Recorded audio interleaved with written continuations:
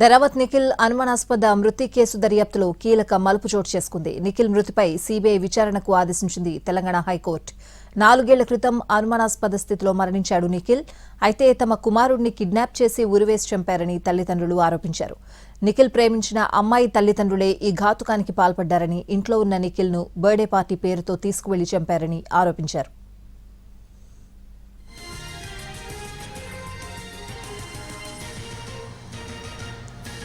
నిఖిల్ మృతిపై గతంలో చిలుకూరు పోలీస్ స్టేషన్లో కేసు నమోదైంది. అప్పట్లో చిలుకూరు సమీపంలోని కాలువలో మృతదేహాన్ని కనుగొన్నారు పోలీసులు. నిఖిల్ కిడ్నాప్ అయి 3 రోజుల తర్వాత మృతదేహం లభ్యమైంది.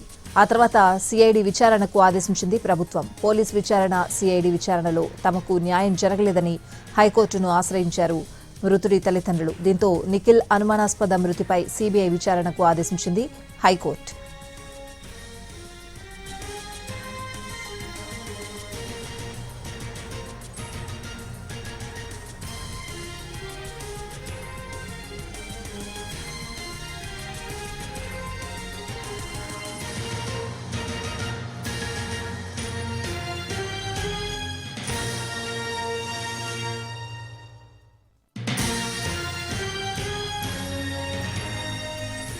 ధరావత్ నిఖిల్ అనుమానాస్పద మృతి కేసు దర్యాప్తులో కీలక మలుపు చోటు చేసుకుంది. నిఖిల్ మృతిపై సీబీఐ విచారణకు ఆదేశించింది తెలంగాణ హైకోర్టు. 4 ఏళ్ల క్రితం అనుమానాస్పద స్థితిలో మరణించాడు నిఖిల్. అయితే తమ కుమారుడిని కిడ్నాప్ చేసి ఉరివేసి చంపారని తల్లిదండ్రులు ఆరోపించారు. నిఖిల్ ప్రేమించిన అమ్మాయి తల్లిదండ్రులే ఈ ఘాతుకానికి పాల్పడ్డారని, ఇంట్లో ఉన్న నిఖిల్ను బర్త్డే పార్టీ పేరుతో తీసుకువెళ్లి చంపారని ఆరోపించారు.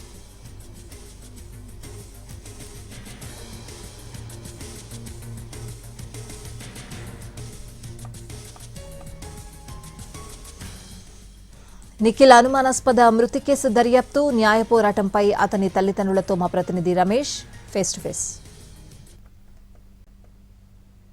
దాదాపు 4 సంవత్సరాల క్రితం అనుమానాస్పద స్థితిలో చనిపోయిన ధరావత్ నిఖిల్ కేసుని అటు హైకోర్టు సిబిఐకి అప్పగించింది. అయితే ఈ కేసులో చాలా అనుమానాలు ఉన్నాయి. దీనిపైన సమగ్ర దర్యాప్తు చేయాలని సిబిఐకి అప్పగించింది.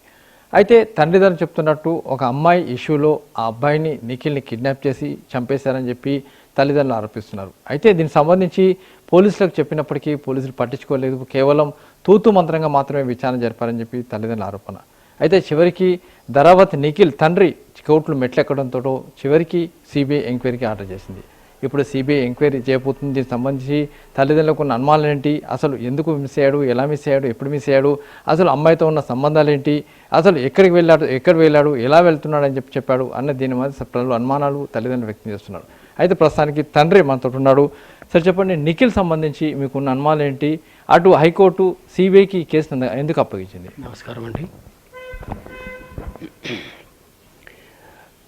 2022 అక్టోబర్ 9 నాడు మా ఇంటి నుంచి సాయంత్రం 7:30 గంటల సమయంలో బయటికి వస్తానని వాళ్ళ అమ్మతోటి చెప్పి వెళ్ళిండు. 10 గంటల సమయంలో వాళ్ళ తల్లి ఫోన్ చేయగా మమ్మీ ఇప్పుడే వస్తా అని చెప్పిండు. తర్వాత నుంచి ఆ ఫోను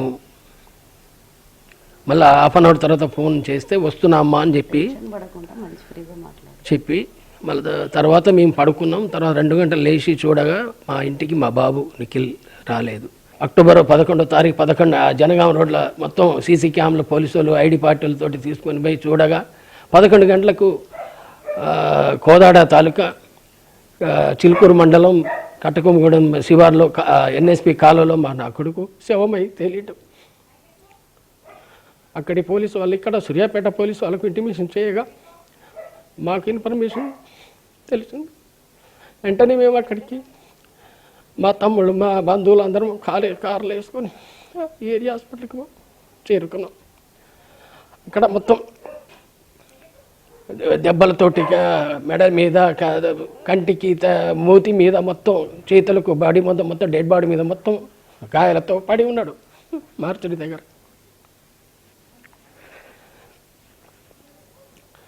ఇక పోలీసు వాళ్ళు వీళ్ళు వచ్చి అందరు జమ అయిన తర్వాత మాకు సంబంధించిన మా చుట్టాలు వాళ్ళందరూ రాగా తర్వాత కంప్లైంట్ తీసుకొని మీ అనుమానం ఉన్న వాళ్ళందరి పేరు 9 మంది పేర్లు ఇవ్వగా ఇచ్చినాం. ఇట్లా దేవరశెట్టి శ్రీనివాసు వాళ్ళ భార్య, వాళ్ళ బామ్మర్ది, వాళ్ళ కొడుకు అంతా వాళ్ళ ఫ్రెండ్స్ నా కొడుకు ఫ్రెండ్స్ అమ్మాయి వాళ్ళ క్లాస్మేట్స్ అన్న క్లాస్మేట్స్ వీళ్ళు మాట్లాడుకొని ముందు నుంచే ఒక 15-20 రోజుల నుండి ముందే మాట్లాడుకొని దీన్ని ప్లాన్ వేసి సుపారి మాట్లాడుకొని నా కొడుకుని పిలిపించుకొని నైటు చంపేసి తెల్లారగట్ల మన ముకుందాపురం మునుగాల మండలం మొత్తం ముకుందాపురం అక్కడ కాలువలో ఎన్ఎస్పి కెనాల్లో పడవేసిండ్రు.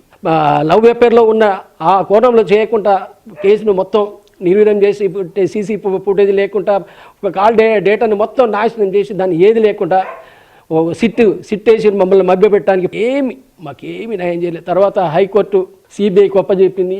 ఇప్పటికంటే మాకు జస్టిస్ వస్తుందని సంతోషంగా ఉన్నది, మాకు న్యాయం జరుగుతుందని నమ్మకం ఉన్నది సిబిఐ కోర్టు. అమ్మ మీకున్న అనుమానాలు ఏంటంటే నిజంగా మీ అబ్బాయిని ఎవరు చంపారనుకుంటారు, ఎట్లా చంపారనుకుంటారు, ఏంటి? మా అబ్బాయికి ఆ కౌంట్ వాళ్ళే చంపించారు సార్. ఆ కౌంట్ వాళ్ళు ఏంటంటే వాళ్ళ అమ్మాయితోటి ఎఫ్ఐఆర్ ఉన్నదని ఆ అమ్మాయి వాళ్ళ మేనమామకు తెలుసు, వాళ్ళ అమ్మకు తెలుసు, వాళ్ళ అన్నయ్యకు తెలుసు, వాళ్ళ ఇంట్లో అందరికీ తెలుసు మా బాబు మీద డౌట్ ఉందని వాళ్ళే చంపించారు సార్ మా బాబును. అంటే మీకున్న అనుమానం అండి, బాడీ మీద సస్పెక్ట్స్ ఉన్నాయి, బాడీ మీద గాయాలు ఉన్నాయని చెప్తున్నారు, కానీ పోలీసు వాళ్ళు ఏం చేయలేని చెప్తున్నారు. కానీ అన్ని గాయాలు ఉన్నప్పుడు పోలీసు వాళ్ళు మర్డర్ కేసు బుక్ చేస్తారు కదా. పోలీసు వాళ్ళు అందరూ డ్రామా ఆడారు సార్ మాతోటి. చంపేయాల్సిన అవసరం ఏముంది వాళ్ళకి, అంటే చంపేయాల్సిన అవసరం ఏముంది? దానికి సంబంధించి వాళ్ళు ఎప్పుడైనా మిమ్మల్ని కాంటాక్ట్ చేశారా, లేకుంటే మిమ్మల్ని కాంటాక్ట్ చేస్తారా, మీతో ఎప్పుడైనా మాట్లాడారా, లేకుంటే మీ బాబు పైన ఎప్పుడైనా ఏమైనా జరిగిందా? జరిగింది సార్, గతంలో జరిగింది. మా బాబుని అమ్మాయి వాళ్ళ మేనమామ 2-3 సార్లు బెదిరించారు. సిఐడికి మీరు చెప్పారు, పోలీసులు చెప్పారు, అన్ని అనుమానాలు వ్యక్తం చేశారు. అయినా పోలీసులు ఎందుకు ఈ కేసు మేము ఎందుకు పట్టించుకోలేదు అనుకుంటున్నాం? అంటే సార్ మేము తక్కువ కుల పొలం కదా సార్, కింది నుంచి వచ్చిన వాళ్ళం కదా సార్, అందుకని మమ్మల్ని ఎవరు పట్టించుకోలేదు, ఎవరి దగ్గరికి పోయినా పట్టించుకోలేదు సార్ మమ్మల్ని.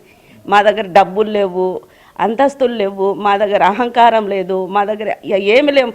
మేము ఇప్పుడు ఎట్లున్నామో అప్పుడు కూడా అలానే ఉన్నాం సార్. మేము అందరి దగ్గరికి వెళ్ళి ఏడుకున్నాము, కాళ్ళలో పడ్డాము, అయినా ఎవరు పట్టించుకోలేదు. వాళ్ళు కోంటోళ్ళు కదా, వాళ్ళు ఉన్నోళ్ళు కదా, పై స్థాయి వాళ్ళు కదా, మేము ఎస్టీ వాళ్ళం కదా, మమ్మల్ని ఎవరు పట్టించుకుంటారు సార్? మమ్మల్ని ఎవరు పట్టించుకోలేదు, పోలీసు వాళ్ళు కూడా పట్టించుకోలేదు. ఇక వాళ్ళ చుట్టూ సార్ మేము 40 రోజులు తిరిగినాం సార్. 40 రోజులు తిరిగినా మమ్మల్ని పట్టించుకోలేదంటే సపోర్ట్ చేయకుండా ఇద్దరం ఎవరికి చెప్పకుండా వచ్చి హైకోర్టులో పిటిషన్ వేసేసినాం. ఎస్ సార్, నిఖిల్ సంబంధించి ప్రస్తుతానికి ఉన్న అనుమానాన్ని పోలీసుల ముందు పెట్టినప్పటికీ ఎవరు పట్టించుకోలేదు. చివరికి మేము హైకోర్టు తలుపు తట్టడంతో హైకోర్టు మాకు సిబిఐ విచారణకు ఆదేశించేది. ఇప్పుడు సిబిఐ అయినా మాకు న్యాయం చేస్తుందన్న ఒక కోరిక ఉంది అని చెప్పి అటు తల్లిదండ్రులు చెప్తున్నారు. ఏదైనా 4 సంవత్సరాల క్రితం అదృశ్యమై ఆ తర్వాత శివమై తేలిన నిఖిల్ ఆ సంబంధించిన వ్యవహారంలో ఇప్పుడు సిబిఐ విచారణ జరుపుతుంది. అసలు సిబిఐ ఏం తెలుస్తుందో చూడాల్సిన అవసరం ఉంది. కెమెరా పర్సన్ రతన్ బాబుతో రమేష్ వేట్ల, ఎన్టీవీ.